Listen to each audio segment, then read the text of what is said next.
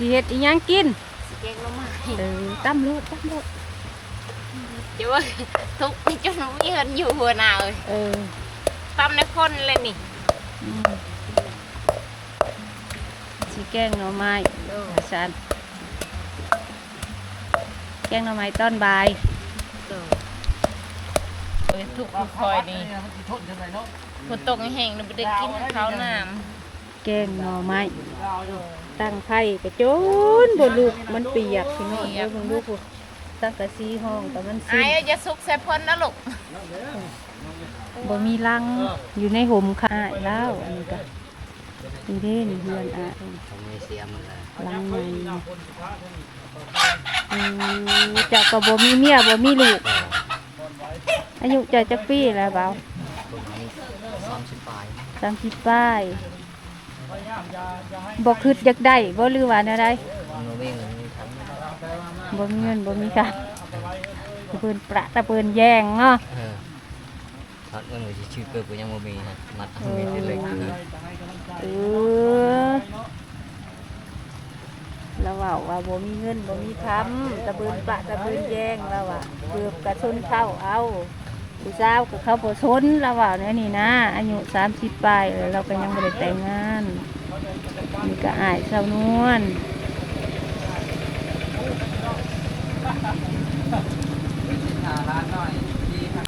นี่คือนี่แหละ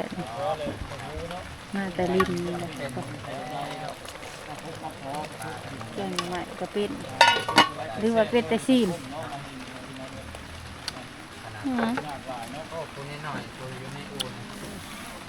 ว่าจะใช้ผู้เชิญชมว่าไปหากินบ่ได้ใช่หาลินนะเบิ้งกับพวกเขากินขนมอยู่นะอีพวกเว้ยเมื่อเลยแล้วบริกินชอบเพิ่นมาเลย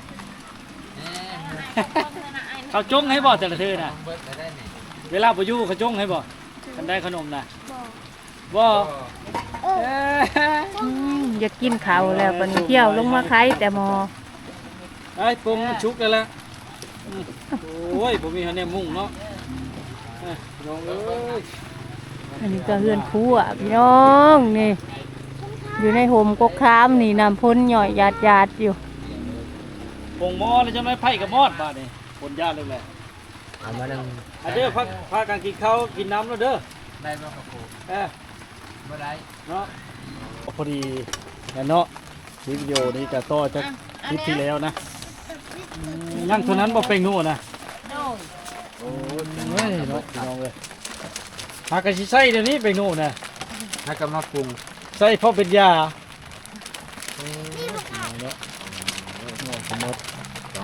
นี่แหละชีวิตการเป็นอยู่ของ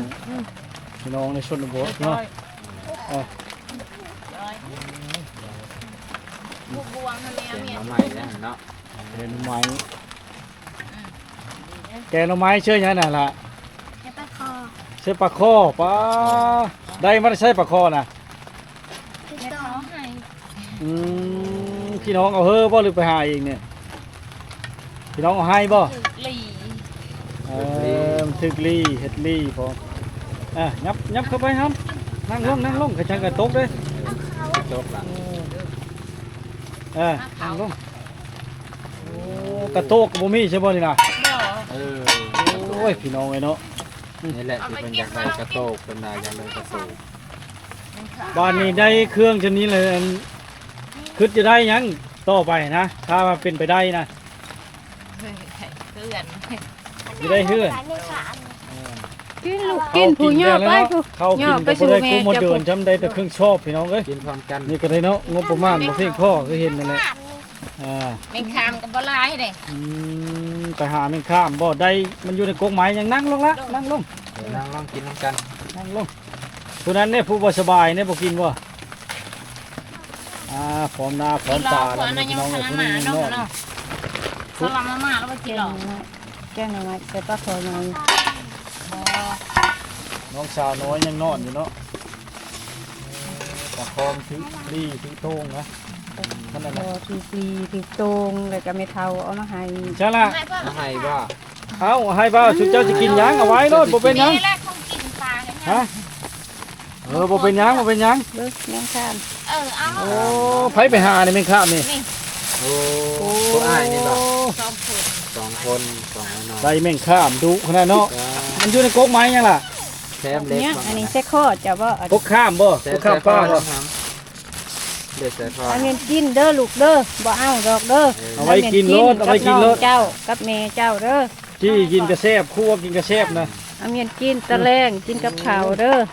บ่คือบ่มีเกิบใส่จะคู่เลยบ่เนี่ยฮะ เกิดผู้ใด บ่มีเลย ดีว โดย มีแต่เกิบแม่คู่เดียวน้อยๆนี่ โดย แต่ละคนน่ะบ่มีเกิบถือเลยนี่นะ5คนนี่นะโอ้ยพี่น้องเนาะในเรื่องกับฝากกดไลค์กดแชร์เลยทุกคนเนาะ เสร็จเฟสนะ แซบแล้วว่ามันแซบเป็นโน่นิดนึงเลย โอ้บักหลาเฟสเลยนะ ใครแต่มันกินข้าวได้เนาะผู้นั้นน่ะผู้ลาน้อยน่ะชื่ออะไรก็ผู้นี้น่ะถามไม่ก็บักอายเท้าอาย อ้าย ผู้เชื่อเรื่องนี่ต่อมาหน่อยดิ จ่อย จอยอายจอยชื่ออะไรก็ผู้นั้นน่ะผู้ที่ชามเนี่ย นั่งดีๆล่ะคัดทำเอาไปเลย น้อย คัดทำเอาไปเลย ยังมาดูลูกติดข้าวค่ะ เอาเลย ข้าวกะน้อยเดียวพี่น้องข้าวกะน้อยเดียวแม่ค่ะบ่ได้กินเอาให้ลูกกินแม่น่ะ บ่ได้กินเจ้าน่ะแม่น่ะ เอาให้ลูกกินอันนี้ ให้ลูกกิน แล้วนี่แหละข้าวก็ยังน้อยก็แม่มันแต่ตลาดเล่นลัด อันชื่อน้ำหวานชื่อกระปุ้นขนมจีนนี่นะมาตอนจะกินแล้วพ่อแม่โอ้ยแม่กินมาแล้วแต่พูดเลยว่านี่คือกันแหละพี่น้องเอ้ยย่านแต่ลูกบ่ได้กินน่ะเนาะกินแล้วเฮ้ยบ่ได้เฮ้อในแห้งเด้เจ้าบ่สบายมาให้เด็กเลยลูกสิไปเพิ่งไผเด็กแล้วยังหนุ่มยังน้อยอยู่น้ำอยู่ตารางบ่เอา กินบ่ลูก บ่มีบ่ใช้ฉันนำกับมีแต่คุบ่สิเอามาให้ในใช้กระตุก เป็น ก โค ระตุก นะ กั ว่า บบ่มี ขวดเดี๋ยวบ่มี โอ้ยมันจะแนวยากพี่น้องเอ้ย เดี๋ยวร้าน อ่ะ น้ำกินใน ถ้าพอเลิกมีเสื้อผ้าเนาะหรือว่าเสื้อผ้าเก่าที่ยังไม่อยู่นะพี่น้องบ่ได้ใช้น่ะเนาะก็บริจาคช่วยเหลือทั้งช่องวิถีชีวิตคนในบ้านหรือว่าสาวจอยปริญญาลูกชนะหรือว่าบ้านนุ่งพาเลาะเด้อพี่น้องเด้อ เดี๋ยว ทั้งช่อง YouTube เนาะติดต่อมาได้พี่น้องทั้ง WhatsApp หรือว่าทั้ง Facebook แฟนเพจผู้วงบ่ผู้ไทยเนาะหรือว่าบ้านนุ่งนะนุ่งพะเลาะบ่ โดยว่าน้องพาเลาะเฟส เพจน่ะบ้านนุ่งพะเลาะคือกันพี่น้องเลยหรือว่าแม่ครัวชนบทเนาะทั้ง Facebook แฟนเพจก็ได้หรือว่าทั้ง LINE ID ผู้วงบ่ผู้ไทยพี่น้องเลย เลิกการเนาะคุณใหญ่เจ้าของใหญ่เจ้าศรัทธาเนาะทั้งหลายช่วยเหลือสังคมนะพี่น้องคือเห็นนั่นแหละเอาบุญน้ำกันมาเห็นก็ได้วันนี้ก็ได้โอกาสดีนะฝนยิบฝนตกแล้วก็เห็นเพิ่นไปกินข้าวอยู่นี่เนาะปกตินะกินอยู่ลุ่มบอกกันฝนบ่ตกนะ โดย อื ทั้ง ม คู่เลยกิน ถ้ามันแห้งมันก็ยำมันบ่เปีย อะไร กเนาะ ไปโน่นเลย บวงกระซองอันนี่บ่ลูก ได้อยู่บวง บวงน่ะคู่กันอยู่เนาะหากว่าอยากสิ่งที่เฮาอยากซื้อน่ะก็เนาะลายย่างอะไรเฮาก็ได้ เนาะ เขาจะเข้าเนาะปลาห่มกับชาติใหญ่นี่จะได้2-3ก็ได้บ่ขึ้นห้อนมันบ่พอที่จักก็ได้หลายเทวเอาเนาะหลายมือเอาขึ้นห้อนบ่เพียงพอแล้วไอ้โน่นเลยคือเห็นมาแล้วมดในจะได้เนาะซาดก็จะได้แนวครบแนวกินแน่บ่ได้ก็ไข่แนวกินน่ะก็มดก่อนมดในจะได้ไข่น่ะก็ได้เราลามลิมๆอยู่บ้านเฮ็ดได้เลอดีว่ามันจะหูเข้าหูอ้อเนาะ ใครเอาให้พาแอมนี่ ดาวเอาในหานั่น ดาวนี่หันเวียดบ่หันลาว คนลาว งานบ้านในบ้านนี่บ่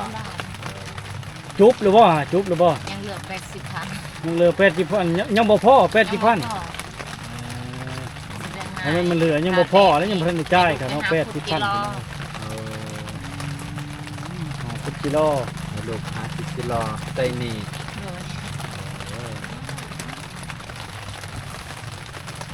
คนน้อยกินข้าวบนแดงของขนาดคนที่ติดเป็นไข่แห้ง นี่แล้วเลยอันนี้แล้ว80,000เลย มันจะเป็นกำลังกินข้าวรวมน้ำรวมตาพร้อมครอบครัวไอเอน้อง ไปจะกินแซ่บด้วยของคุณ เสร็จนี่เป็นหนอ เป็นมือใส่น้อยๆไม่ต้องใส่หลายเดี๋ยวไปจะเผ็ดคุณทำแซ่บปะแน่กูแกงหัวเห็ดให้กินนะฮะว่าแซ่บก็อดเอาได้หามเลยอย่างใดมันมีทำนี่ได้ทันแต่ก็อิ่มคือเก่าเนาะอิ่มบ่ว่าแซ่บก็อิ่มคือเก่าแหละ เอาเลยเอาเลย บนโต๊ะไปถึงไหนกันยาก แน่นแหละ ไปหายจังกันยาก ใส่เจลลงน้ำหมดแล้วครับใส่หมอง ใส่เบ็ด มองกับบ่ได้มี กดท้ายไม้ก็ได้มันสิบ่จริงครับ ปลาขึ้นกับบ่ค่อยมีเพราะว่าน้ำไปย่างท้องใหญ่เลยพี่น้องดูคนปลาเขาใหญ่สุดยอดมากนะ อันพระบัตรเจ้าติดหนี้ไว้เนาะ โดย ยังเป็ดสิพันแมันบ่ยังค้างเลยเนาะ แปดสิบเมื่อวานนี้เพิ่นก็ทำขอเพิ่นแล้วยังบ่มีเงิน ไปจ่ายกันเถอะเด้อ ดีไม่มี เอาให้เศษหนึงเนาะโตมันเลยก็ไปซื้อไปโง่ใช้ไปโง่หมดแหละซื้อถุงน้อยนะเอามันบ่ท่อเนาะเห็นแล้วพี่น้องเลยความทุกข์ความยากโอ้ยเนาะเห็นนะ แซ่บบ่ลูก เป็นเบิดเลยนะตามแม่น้องกินเป็นเผ็ด ไปได้มาได้ใช้หน่อไม้เนี่ย ไปหาไม่มีห่วยหน่อย พูดได้ไปหา คอยนั่นแหละไปก็มัน ช่วงนี้เราน้องนี่บาดนี่บ่ นอก เป็นกันบ่แล้วมาลงนี่ละลงนี่ มา มาลงพี่ลูกมาลงพี่ ลงลำร้อยแล้วมันหาดพระบัตรหาดอีกแห้งเว้น ลงได้ผักฮักตกกองได้ นี่โอ้ย โอ้ตั้งน้ำนะบ่ ไปถ่ายตกเด้อไปเอา กินน้ำฝน น้ำ เนาะ เป็นตัวอยู่ผูก นี่แหละคือน้ำกินของพระเจ้าเนาะมีชนบท เอ้าตักไปให้แม่นะแม่ เอาคือบ่ตัก เอ้าอิ่มบ่เฮ้ยหึอิ่มบ่กี่ข้าวนะ แหน่เผ็ดเลยเด้ห่าว่าเยอะตักมาให้น้องแน่บ่ได้ตักกันน่ะ เอาลงไปชี้กิโลนั่นแหละ ไปกินโลดแม่ค่ะ ไปกินโลด ให้กระยาเด้อ ลูกเบ้าก็เอาน้ำดอกดีใจแหละลูกหลานได้ กิน กิน กับน้องเจ้าเด้อ มีแห้งก็ได้โอ้เนาะนี่แหละพี่น้องเอ้ยพี่น้องนี่เป็นบทเนาะ ไอ้เอา ล้มได้นี่ก็ล้มได้เนี่ยไม่ใช่ตู้ไปตู้มาอย่างนี้โอ้ เอาเมียนมา เคยแล้วสิความเลยเคยจะไปดิ้งของเรา บ่แล้วมันสิล้มลงอยู่ นี่เด้ตื่นแล้วบ่กินยังอันนี้อ้า กินแม่ ว ยังแม่ อย่าเฮ็ดกัน ยังฟังเลย ไหวอะลิ อย่าหายอายที่แหละ เออ เมื่อน่าอายเฮ็ดคืนได้นั่น เอ้าปุ๊บแหละ มุ้ยพอโต เอ้าปุ๊บแหละชงเพิ่นขาดเพิ่นน่ะอ้ายชงขาดทั้งกุ่นเพิ่นดังลงเฮ็ดกระป้อมน้อยเพิ่นปลอออกมาเพิ่นน่ะอ้ายผู้เด้ลุกไปแล้วพุ่นมีตัวเดียวนี่บ่ลุกชงจังเสือเด้ซะเสือก็ตัวเดียวบัดมันเปียกเด้ซะเปียกแล้วบ่ได้นุ่ง ผมมีตัวเปลี่ยนเลย ผมมีตัวเป็นเลยบ่ล่ะ มาหนามาในหามีผู้ใจบุญเพิ่นสิมาซอยด้วยกันสิสัมภาษณ์ให้นี่ เจ้าผู้เดียวเลยกับ เพิ่นก็สิซอยอยู่แต่ว่าบ่มีอีหลี ที่ก้อนที่เป็นน้อยมันเป็นข้อเข้าไปเป็นบ่ได้ไล่ค่าน้ำมันรถ กินหมากหยังมาซิดา มีแบ่งกันแล้ว ยังคือกินผู้เดียวอยู่ เราทาน ปันกันกินให้แม่ มีอันเดียวบ่นี่ก็เสื้อขาดนี่พี่น้องเสื้อขาดเสื้อเปียก คือขึ้นดูเสือจ้ะนะปินมาดูทางหลังจ้ะปินหลังมาดูปินหลังมาดู สองก็ขาดนั่งก็บ่ได้เพิ่นน่ะมีตัวเดียวกันเปียกก็คือ น่ะบ่มีผู้ใส่เกือบจ้าคนพี่น้องเอ้ย บ่มีเกือบใส่จนว่าเห็นอยู่ในทางขึ้นเฮือนเห็นแต่เกือบแม่ผู้เดียว นั่งเลิศอี ระวังเหยียบฐานไฟ ต่อไฟให้เนี่ยแมงคามตอนน้องตะกี้นี่ของหมักและแมงคาม จะไปหาอยู่ใช่ลูกไม่ท กระสุนขาด ำหึ ร้านหน่อยเนี่ยกระสุนขาดมาให้มีส่งยักษ์โตตัวเดียวว่ะส่งตัวเดียวขาดจับแต่ติดตรงคือตอนเพิ่นมาจากสารวัตรเนี่ยคือสิแบบบ่ได้เอายังมาลายนะเอามาโตคาคิงนั่นแหละติดโตมาแต่ทุกเพิ่นเว้าภาษาเรา เบิ่ง เทิง เหยี บ่ ยบ ได้ ทานได้ลูกเหยียบทานได้ ทุกเพิ่นสิเว้าภาษาเราเทิงบ่ได้ว่าเด็กภาษาเราลุ่ม ได้3ตู้ปั้นบ่นุ่งกินเด้อตัวหนึ่งเด้อ ทินกำเนิดเป็นมาแต่สารวัตรเมืองยังทันถูกป่ะฮะ นั่นให้อ้ายพี่ให้มั้ย สารวัตรเมืองยังเลยบ่จักบ้านยังหู พี่ ป่ะ น้องแน่เว้ยเฮ้ย บันดาล พี่น้องเนี่ยตัวจะกินจะได้เด้อ บ้านดา เล่าได้ บันดาล ให้บ่นุ่งกินน้ำเด้อตัวหนึ่งเด้อเจ้าจี2ตู้น่ะเด้อนี่ป้านน่ะอยากเอาตอนเคยเอาตอนเคยเจ้าก็บ่ได้กินเห็นบ่ แล้ววันนี้กลับมา นี่ เบิดพอดีนะ เออ เจ้าบ่อยู่หลายปีบ่เจ้าบ่อยู่พุ่นน่ะ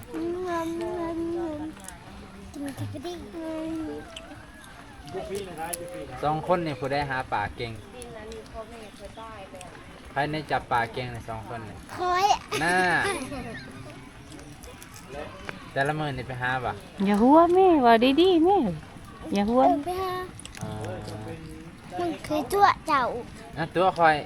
ตัวนี่ใช่ไม่ได้นะมันเถื่อมันคือตัวมัน เนาะหมอหน่อยนี่บ่มักตัวคน ไป ตัวผู้ใหญ่บ่ได้เด้ หมออ้ายนี่เว้าขี้ตัวเห็นบ่ว่าหัวน่ะ อ่า ตัว คนขี้ตัวว่าเลยหัวคนบ่ตัวเลยบ่หัวว่าเนาะ คนบ่ตัวนี่สิเว้าซื่อๆเว้าน้ำหัวน้ำนี่ดูว่า ตัว คน เอ บ่ อ ซัดชื่อนี่บ่ได้เด้ครับ ให้ความท่านทุก